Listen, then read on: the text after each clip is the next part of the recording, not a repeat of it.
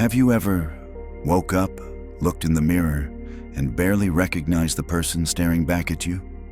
You had dreams, ambition, the light in your eyes, but somewhere along the way, you became the person who said, okay, to your job, to your family, to everyone, except yourself. That was me, the guy who stayed late, always available, always pleasant, always putting others first, and himself last. Until one day, my body gave out, a sharp pain in my chest, and a doctor looked me in the eye and said, "If you don't stop, your body will kill you." That moment broke me, but it also woke me up. I realized I had never put myself first, not once. So I started over, not with money, but with awareness. I began to ask myself, who am I if I stop living for everyone else? That question led me to Stoicism, not a theory, not a quote on the wall, but a quiet force, a guide to rebuilding from the inside out. And today, I want to share 10 lessons that changed everything for me. Not hype, not perfection, just the truth. From a man who lost his way and finally found the courage to come back. 1. Make yourself your number one priority. What happens when you spend your life living for everyone but yourself? You become a ghost in your own story. Others can see, but you are invisible. You smile, you nod, you say yes over and over again, but deep down, you are fading away. If you don't put yourself first, you will always be the last person in your own life. Let me tell you about Gabriel. He is reliable. The first to show up, the last to leave. Always available, always helpful, always saying, "No problem." But the truth is, everyone loves what he does. No one cares who he is. At work, he was just another resource. At home, he was always the one who dropped everything, never complained, never said no. 10 years had passed. None of them had really lived for him until one day, his body stopped working, stressed, exhausted. A silent scream finally broke through. He woke up in a hospital bed, and for the first time, he saw it clearly. He had given his life to everyone except himself. That moment changed him. He slowly started saying no. He turned off his phone after work. He chose rest over acceptance. And the world didn't end. Some people called him selfish, but Gabriel learned something powerful. If you don't make yourself a priority, you will always be an option for everyone except you. So let me ask you, how many more years are you going to give? How long are you going to put off living your own life? Because if you wait for the world to value you, you may never value yourself. Choose for yourself. Now, before life forces you to. 2. Your mind is being hijacked. Let me ask you something real. When was the last time your mind was really your own? No distractions, no noise, no endless scrolling, just silence, focus, clear. Don't you remember? You're not alone. These days, before you even get out of bed, your phone has taken over. Breaking news, breaking information, endless updates that mean nothing. They don't just take up your time, they own your attention. And here's the funny thing. We let them. We say, "I'm in control." But be honest. When was the last time you sat quietly without reaching for a screen? What's the truth? Most of us can't sit still anymore. Our brains crave the hit. Scroll. Next. However, over 2,000 years ago, Epictetus was right.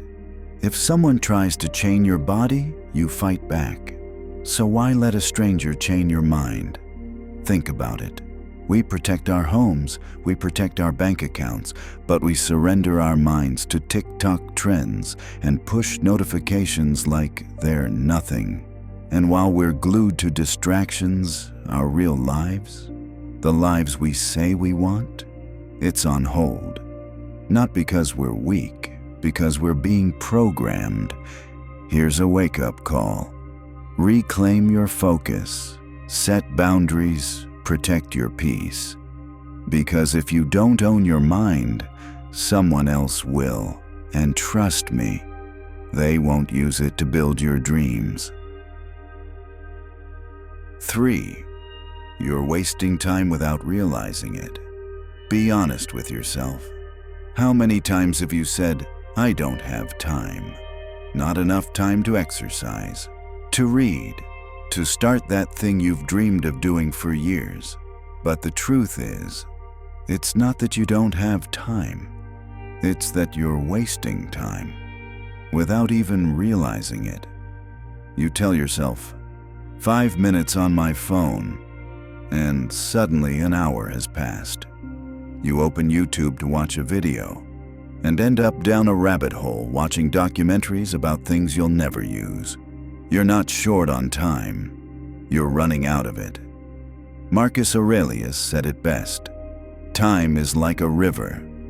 If you don't control it, it will flow away and never come back. Let that sink in. You can't rewind. You can't refill the clock. Every minute wasted is a minute of your life, slipping through your fingers. And the worst part? Most people don't realize it until it's too late. We're not talking about hours here. We're talking about years. Thousands of hours wasted on distractions. Pointless scrolling, pointless tasks, empty conversations. You could learn a new skill, start that business, change your life. But instead, you're stuck. Not because you lack talent, not because you lack motivation, but because your time, your most precious resource, is being wasted as if it were worthless. So here's the change. Don't wait for someday. Start today. Write down 3 things that really matter. Do them before the world gets too noisy, even if it's messy, even if it's small. Because once you start using your time intentionally, your life starts moving. And a year from now, you'll thank yourself or wish you'd started now. 4. Let the results speak for themselves. You've said this before. I'm going to start working out. I'm writing a book. I'm finally starting a business. And for a moment, you feel good, motivated, inspired, like you've taken the first step. But here's the twist. You're not there yet. You see, your brain can't differentiate between talking about a goal and actually doing it. Whenever you announce your plan too early, your mind releases dopamine, a reward chemical. So you feel accomplished before you've even done anything, and that's why so many dreams die in the planning stage. Now, let me tell you a story.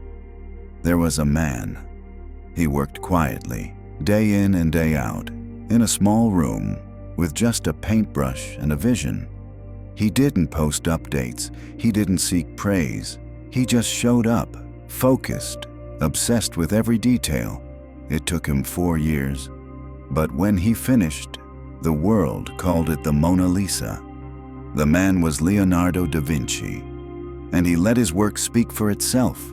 No hype, no big reveal, just quiet, relentless action. Now ask yourself, are you busy making announcements or making progress? Because real power proves nothing. So next time you feel like telling the world what you're going to do, don't. Be quiet. Look within. Get started. Let your results speak louder than your words. And when they ask how you did it, smile and keep building. 5. Choose your friends. Look around you. Who are the 5 people you spend the most time with? Because whether you realize it or not, they shape you, your mindset, your habits, your future. There's a saying, you don't rise to the level of your goals, you fall to the level of your environment. And that's how I live. There were times when I tried to change, to grow, to think bigger. But every time I put forth an idea, someone shook their head. Every time I shared a goal, someone said, "That's too much, be realistic." And slowly, I began to shrink. Not because I wasn't capable, but because I was surrounded by small minds. Then I read a quote by Seneca, a Stoic philosopher, who said, "We become like the people we spend time with." And it resonated with me. So I started making changes. Less time with people complaining about life. More time with people building life. Less gossip. Read more books. Less comfort. More challenges.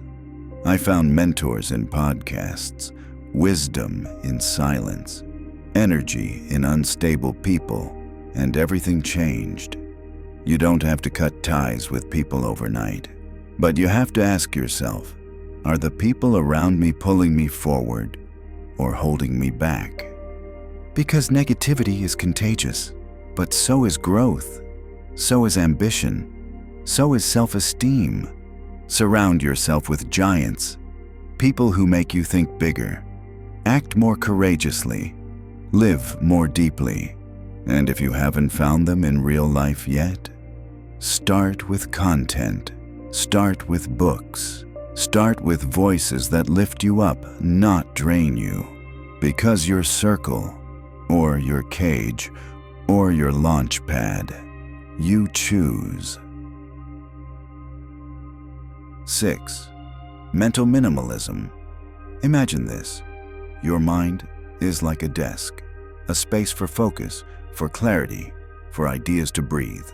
But now imagine that desk, full of clutter, old papers, last year's post-it notes, receipts you should have thrown away months ago. No space to think, no room to move, just noise. That is what most of our minds look like these days. We don't realize it because we've normalized chaos. Breaking news, constant updates, angry opinions, other people's drama. Scrolling until we forget what we're looking for. And then we wonder why we can't focus. Why do we feel tired before the day even begins? Your brain isn't broken, it's overloaded. I remember one morning I sat down to write. Just an hour. That was all I needed. But my phone buzzed. The news feed pulled me in. And suddenly, I wasn't writing anymore. I was spiraling down, anxious, frustrated, and worst of all, no progress. That's when I knew. It wasn't just a matter of time. It was mental space. So I started cleaning up my desk. I stopped watching the news every day. I unfollowed the noise. I turned off notifications, and I asked myself a question before I take on anything. Is this growing me, or just filling up space? Not easy, but silence, it feels like breathing again. Epictetus once said, "Wealth is not the possession of many possessions, but the fewness of desires." And what about your mind? It works the same way. The less clutter you have, the more peace you feel. So take inventory. What thoughts, content, and conversations are just clutter? And what really deserves a place on your desk? Because clarity doesn't come from doing more. It comes from clearing away what doesn't matter. 7 inches, not everything deserves your energy. Let me tell you a story. There was an old man, known in his village for one thing, his unshakable calm. One day, a young man approached him, full of anger, ready to provoke. He insulted him, mocked him, said things meant to sting. But the old man didn't flinch. He simply looked at the boy and asked, "If someone offers you a gift and you don't accept it, who does it belong to?" The young man paused. "Well, the one who offered it." The old man nodded. "Exactly. anger, hatred, negativity. If I don't accept them, they stay with the one who gave them. That story changed me. Because for most of my life, I reacted to everything. Every rude comment, every opinion I didn't ask for, every driver who cut me off. I gave away my peace to people who didn't earn it. I spent my energy on battles that didn't matter. And by the end of the day, I was exhausted from carrying things that were never mine. You don't have to accept every gift life throws at you. Some things are better left untouched. Your energy is a currency. Would you spend your money on things that offer no return? Then why spend your energy on things that drain you? Not everything deserves a response. Not every battle is yours to fight. So next time someone tries to hand you their chaos, smile and keep walking. Because peace, that's something worth protecting. 8. Learn to be alone.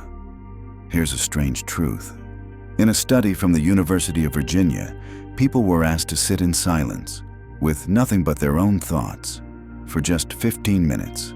No phone, no music, no distractions. The result? Most of them chose to give themselves electric shocks, literal pain, rather than be alone with their mind. Let that sink in. People would rather feel pain than face their own thoughts. Why? Because silence exposes what we've been avoiding, and most people have no idea how to be alone without feeling uncomfortable, unsettled, uneasy. But here's the paradox. A strong mind is one that can stand alone. Nikola Tesla knew it. He once said, "The mind is sharper and more creative in solitude." And it's true. Some of your deepest clarity, your most honest answers, your strongest ideas, they don't come from noise.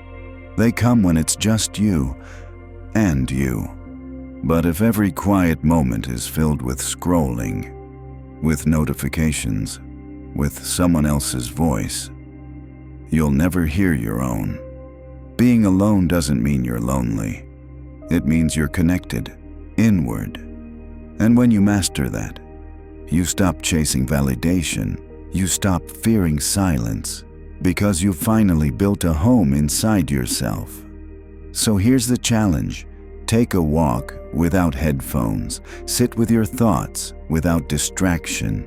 Have lunch alone and enjoy it.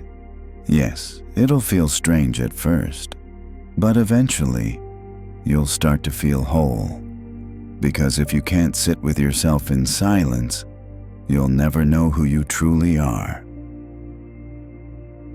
9. Train your mind like a muscle. Your mind is a muscle, and just like any other muscle, if you don't train it, it gets weak. It fills up with junk, with fear, with distraction, with automatic thoughts that don't serve you. You don't even notice it. But one day you wake up, and your mind is running you, instead of the other way around. Marcus Aurelius knew better. He ruled the Roman Empire, the most powerful man of his time. Yet every morning, he sat down with a pen and a journal. He didn't write for others. He wrote for his own mind, to remind himself what he could control, what he couldn't, who he wanted to be, no matter the chaos outside. He wrote, "As your thoughts are, so will your life be." Simple, true, powerful. So let me ask you, what thoughts are you repeating every day? Are you feeding your mind with fear or with strength, with worry or with clarity? Because whatever you repeat, you reinforce. Your brain is always listening. That's why you have to train it. Daily, deliberately. Write your truths, speak your mantras, create quiet. Focus deeply on one thing at a time. Start small, one clear sentence each morning. One challenge you finish without distraction. one decision you make from purpose, not impulse. Over time, your mental muscles grow, and when life gets heavy, you're ready. Because resilience isn't built in crisis, it's built in the reps. So train your mind like it matters, because it does. 10. Just do it. Start before you're ready. Let me tell you the truth. You're never going to feel ready. Not completely, not perfectly, not at the magical moment when the stars align. And that's okay, because action doesn't wait for permission. You don't need a master plan, you need a single step. Newton said it best, an object at rest stays at rest, but an object in motion stays in motion. And that's not just physics, that's life. Start moving, even if it's clumsy, even if it's messy, even if it's not the perfect time. You want to write a book? Don't buy another notebook. Write the first sentence. You want to get healthy? Don't wait for Monday. Take a walk today. You want to change your life? Stop researching how and start. Because once you move, momentum takes over, and every step forward gets easier. But if you stay still, waiting for motivation, waiting for the mood, waiting to feel like it, you'll still be here next year.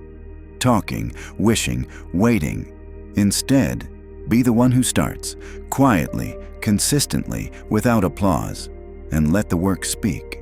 No one remembers who planned, they remember who built. So stop thinking about it and do it, even badly, even scared, even unsure, because done will always beat perfect.